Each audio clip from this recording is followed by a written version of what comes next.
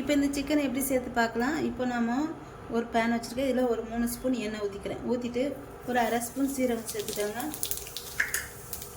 சேர்த்துட்டு இதில் 2 medium size வெங்காயம்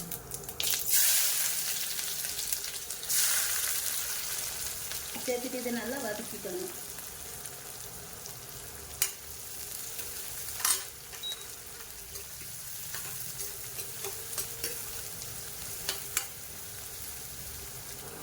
இப்போ இந்த வெங்காயம் வந்து நல்லா வதங்கிடுச்சு. இப்போ இதில் இந்த அளவுக்கு வதங்கினா போதும். 1 ஸ்பூன் இஞ்சி பூண்டு பேஸ்ட்டு சேர்த்துட்டு அதையும் வதக்கிக்கோங்க.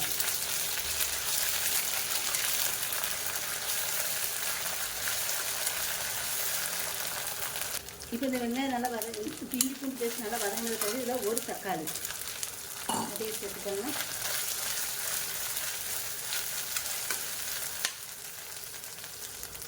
கொஞ்சம் கருவேப்பிலை, தேவையான உப்பு.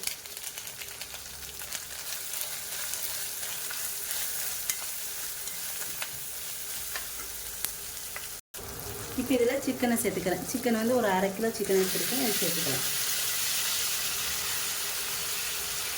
சிக்கனை வந்து நல்லா கழுவிட்டு சேர்த்துக்கோங்க.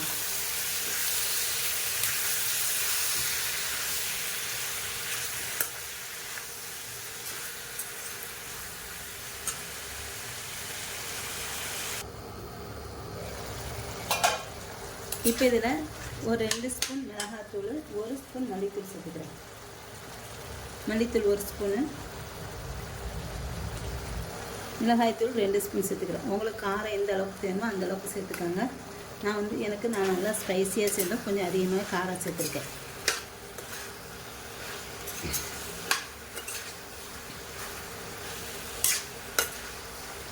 இப்போ இதில் கொஞ்சமாக தண்ணி ஊற்றிக்கலாம்.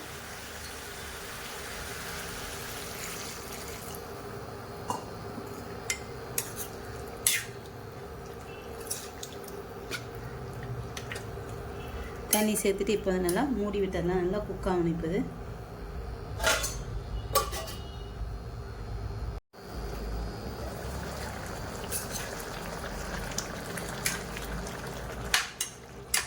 இப்போ இதில் நம்ம வெந்தயக்கீரை வந்து சேர்த்துக்கலாம். கறி வந்து நல்லா வெந்துருச்சு. கறி நல்லா வெந்ததுக்கப்புறம் நம்ம கீரையை போட்டுக்கலாம்.